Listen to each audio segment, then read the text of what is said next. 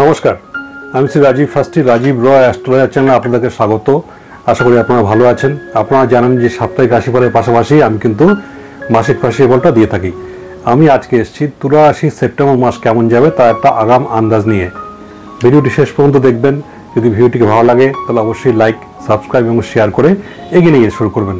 প্রথমে আসছি তুলা রাশির যারা কর্মজীবন এটা আছে, অফিসে যারা চাকরি করেন, শ্রমের যে সাইডটা, তারা কিন্তু মোটামুটি আগামী মাসটা অনুকূলই বলা যায়। আপনার দ্বাদশ ভাবের যিনি অধিপতি বুধ, তিনি সারা মাস কিন্তু আপনার দশম ঘরে অবস্থান করবেন। সুতরাং কাজের জায়গাটা কিন্তু আপনাকে ঠিকঠাকভাবে চিন্তা, যেটা গতিশীলতা, কাজের জন্য যেটা প্রয়োজন সেটা কিন্তু আপনি পাবেন। তবে দ্বাদশ ভাবের সঙ্গে যোগাযোগের কারণে কিন্তু আপনার কাজের জায়গাটা কিন্তু একটা পরিবর্তন করার চিন্তাভাবনা মাথায় আসতে পারে। সুতরাং সেই চিন্তা আসলে সেটা কিন্তু আপনার জন্য খুব একটা লাভদায়ক হবে না। আপনার চিন্তাভাবনা এবং বুদ্ধি যেহেতু দশম ঘরের সঙ্গে কানেক্টেড, তার জন্য কিন্তু আপনার এই যে চিন্তাভাবনা এটা কিন্তু আপনার কাজের ক্ষেত্রে যথেষ্ট সহায়ক হবে এবং এর মূল্য কিন্তু আপনি আগামী দিনে পাবেন। আপনার কাজের জায়গায় আপনার সিনিয়র বস এবং যারা নাকি জুনিয়র আছে তারা কিন্তু আপনাকে যথেষ্ট পছন্দের চোখে দেখবে এবং তাদের কিন্তু আপনি প্রশংসার একটা সূচক হিসেবে থাকবেন। সপ্তম ঘরে যেহেতু রাহু মহারাজ অবস্থান করবেন কম বেশি সারা মাস ধরে, সেক্ষেত্রে কিন্তু আপনার উপার্জনের জায়গাটা কিন্তু অনেকটা বেড়ে যেতে পারে। কেন কীভাবে উপার্জন হচ্ছে, মানে নির্দিষ্ট কোনো সোর্স বা উৎস ছাড়া কিন্তু সেই উপার্জনটা চলে আসতে পারে। আপনি বুঝতে পারবেন না কেন এই উপার্জনটা হচ্ছে, কিন্তু উপার্জনটা কিন্তু থাকছে। যারা ব্যবসা করছেন তাদের জন্য সুখবর। আপনার 7th হাউসে যিনি লর্ড আছেন তিনি কিন্তু সারা মাস 9th হাউসে থাকবেন। সেই জন্য ব্যবসার জায়গা থেকে কিন্তু অনুকূল এটা বলা যায়। ব্যবসা যারা করছেন তাদের কিন্তু ধনাগমের কোনো সুবিধা হবে না। বিভিন্ন জায়গায় কানেকশন কিন্তু আচমকা হয়ে যেতে পারে এবং তার দ্বারা কিন্তু আপনি যথেষ্ট এগিয়ে চলতে পারবেন। যদিও আপনার 7th হাউসে যিনি লর্ড আছেন শনি মহারাজ, তিনি কিন্তু একটু বিপরীতভাবে কিন্তু একটু দৃষ্টি দেবেন। তার ফলে কাজের জায়গাটা কিন্তু স্থিমিত একটা ভাব আসতে পারে, কিন্তু ওভারঅল সবটা মিলে কিন্তু ভালো।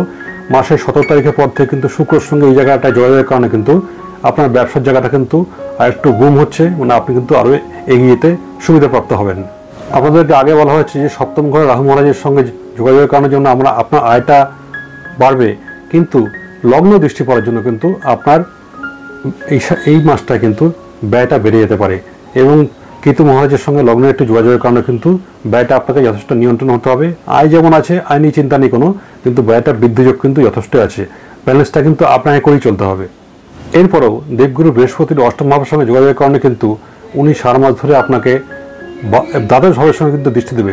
সেই কারণে আপনার কিন্তু যে ব্যয় করার, উল্টো পাল্টা খরচা করার যে প্রবণতা ছিল সেটা কিন্তু উনি যথেষ্টই নিয়ন্ত্রণ করতে পারবেন।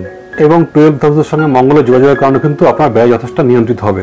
তার মানে ওভারঅল এটা দেখা যাচ্ছে আপনার আগামী মাসে যেমন আয় বৃদ্ধির যোগ আছে, পাশাপাশি কিন্তু ব্যয় বৃদ্ধির যোগ থাকলেও অন্য গ্রহের দ্বারা কিন্তু সেটা আপনি যথেষ্ট একটা কন্ট্রোলড অবস্থায় রাখতে পারবেন। দেবগুরু বৃহস্পতির সঙ্গে 2nd হাউসের সঙ্গে যোগাযোগের কারণে কিন্তু আপনার সঞ্চয় ভাবটাও কিন্তু প্রবলভাবে দেখা দিচ্ছে এবং তাতে কিন্তু আপনার সঞ্চয় বাড়বে। খরচের ব্যাপারটা এখানে নিয়ন্ত্রণ একটুখানি করলেই হবে এবং আগামী মাসে কিন্তু আপনার কোথাও একটু ঘুরতে যাওয়ার একটা চিন্তাভাবনা আসতে পারে। যদি সেটা আসে সেটা আপনি করতে পারেন, অসুবিধা নেই কোনো। টাকা পয়সা যা থাকবে সেটা সেভিংস করুন। কোনো রকম বিনিয়োগে কিন্তু এখন চিন্তাভাবনা করা ঠিক কাজ হবে না। বিনিয়োগ করলে কিন্তু আপনি ফলপ্রসূ যে রেজাল্ট যেটা আপনি আশা করছেন সেটা কিন্তু অতটা আপনি পাবেন না। হেলথের ব্যাপারে একটা পরামর্শ দেওয়া হচ্ছে, বিপরীতমুখী শনি মহারাজের সঙ্গে কিন্তু যোগাযোগের কারণে কিন্তু এই মাসে, মানে সেপ্টেম্বর মাসে কিন্তু জাতক জাতিকাদের একটু গা হাত পা ব্যথা, হাড়ের সমস্যা, এগুলো কিন্তু কিছু প্রবলেম চলে আসতে পারে। এই ব্যাপারগুলো একটু মাথায় রাখবেন। পাশাপাশি চোখ, কান, নাক, গলা এক্ষেত্রেও কিন্তু কিছু সমস্যা তৈরি হতে পারে। এই ব্যাপারগুলো একটু ম্যানেজ করে চললেই ঠিক আছে। আর যদি মনে করেন সমস্যা গুরুতর, ব্যথা বেদনা শরীরে বেড়ে গেছে, তাহলে সঙ্গে সঙ্গে কিন্তু আপনি ডাক্তারের পরামর্শ নিয়ে নেবেন। প্রেমের সম্পর্কের ক্ষেত্রে কিন্তু আগামী মাসটা তুলা রাশির যারা জাতক জাতিকা আছেন তাদের ক্ষেত্রে খুব একটা ভালো বলা যাবে না। কারণে অকারণে কিন্তু আপনার পার্টনারের সঙ্গে কিন্তু আপনার কথা কাটাকাটি, ভুল বোঝাবুঝি, রাগারাগি, ঝগড়াঝাটি এই ধরনের বিষয়গুলো ঘটতে পারে, মূলত শনি মহারাজের কারণে। কিন্তু মাসে 18 তারিখের পর থেকে কিন্তু শুক্রের একটু অবস্থানের কারণে কিন্তু আপনার এই সমস্যা কিন্তু অনেকটাই কমে যাবে। পরিবেশ পরিস্থিতি মোটামুটি স্থিতিশীল হবে এবং আপনি রোমান্টিক একটা কিন্তু পর্যায়ের মধ্যে দিয়ে আপনি যেতে পারবেন। যারা বিবাহিত জীবন যাপন করছেন তাদের ক্ষেত্রে সমস্যাটা কিছুটা কম, যদিও সপ্তম ভাবের সঙ্গে কিন্তু শনি মহারাজের একটু যোগাযোগের কারণে কিন্তু স্ত্রী হলে স্বামী, স্বামী হলে স্ত্রীর সঙ্গে কিন্তু একটা দ্বন্দ্বপূর্ণ পরিস্থিতি তৈরি হতে পারে। উনি এমন কিছু কথাবার্তা বলবেন যেগুলো সঠিক কথা, সেগুলো কিন্তু আপনার ক্ষেত্রে মানতে কিছু সমস্যা তৈরি হতে পারে। এই ব্যাপারটা একটু খেয়াল রেখে চলবেন, তাহলে কিন্তু এই দ্বন্দ্বের যে ঝামেলা, ঝুট ঝামেলার যে পরিস্থিতি সেটা ক্ষেত্রে কিন্তু আপনি যথেষ্ট অ্যাভয়েড করতে পারবেন। মাসের মাঝামাঝি সময় থেকে এই অবস্থা থেকে মোটামুটি আপনি মুক্তি পেতে পারবেন। যদি মনে করেন হাজব্যান্ড ওয়াইফ মিলে কোথাও ঘুরতে যাবেন, তাহলে কিন্তু এই সমস্যা থেকে বেরিয়ে আসার যথেষ্ট সম্ভাবনা থাকছে, যদিও মাসের দিকটা শেষের দিকটা কিন্তু এইসব নিয়ে কোনো সমস্যা নেই। পরিবারের যে বিষয়গুলো দেখা যাচ্ছে, মঙ্গল সারা মাস ধরে নবম ভাবে কিন্তু অবস্থান করছেন এবং সেকেন্ড হাউসের সঙ্গে যোগাযোগের কারণে কিন্তু পারিবারিক যে সম্প্রীতি সেই জায়গাটা কিন্তু আপনার যথেষ্ট নিয়ন্ত্রণ থাকবে, প্রত্যেকের সঙ্গে প্রত্যেকের একটা ভালো বন্ডিং থাকবে এবং আপনি যেটা বলবেন দেখবেন বাড়ির লোক সেটা কিন্তু শুনছে, সবটা মিলে একটা ভালো পরিস্থিতি। যদিও ফোর্থ হাউসের সঙ্গে কিন্তু একটা শনি মহারাজের একটা যোগাযোগের কারণে বাড়িতে কিন্তু কিছুটা ঠান্ডা পরিবেশ তৈরি হলেও হতে পারে। মূলত সিনিয়র যারা আছেন, প্রবীণ মানুষ যারা আছেন, তাদের সঙ্গে কিন্তু একটা সমস্যা তৈরি হতে পারে। একটু খেয়াল রাখতে হবে যে মায়ের শরীর স্বাস্থ্যের দিকে, বাবার থেকে মায়ের শরীর স্বাস্থ্যের দিকে একটু খেয়াল রাখবেন।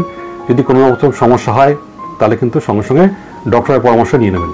দেবগুরু বৃহস্পতি দ্বিতীয় এবং চতুর্থভাবে কিন্তু দৃষ্টি দেওয়ার জন্য কিন্তু বাড়িতে যদি হালকা কোনো সমস্যা তৈরি হয় সেটা কিন্তু তার উপস্থিতিতে, তার হস্তক্ষেপে, তার প্রভাবে এটা কিন্তু যথেষ্টই কমে যাবে। তবে ভাই বোনদের সঙ্গে কিন্তু একটা হালকা সমস্যা তৈরি হতে পারে, ইগো প্রবলেম, রাগারাগি, ভুল বোঝাবুঝি। একটু সতর্কভাবে থাকলেই তার থেকে কিন্তু আপনি ওভারকাম করে বেরিয়েও আসতে পারবেন। তাহলে এই সবটা মিলে ছিল তুলা রাশি সেপ্টেম্বর মাস কেমন যাবে আমি একটা আগাম আন্দাজ দেওয়ার চেষ্টা করলাম। যদি ভালো লাগে তাহলে ভিডিওটিকে অবশ্যই শেয়ার, লাইক এবং সাবস্ক্রাইব করে এগিয়ে নিয়ে যাবেন। ধন্যবাদ, ভালো থাকবেন।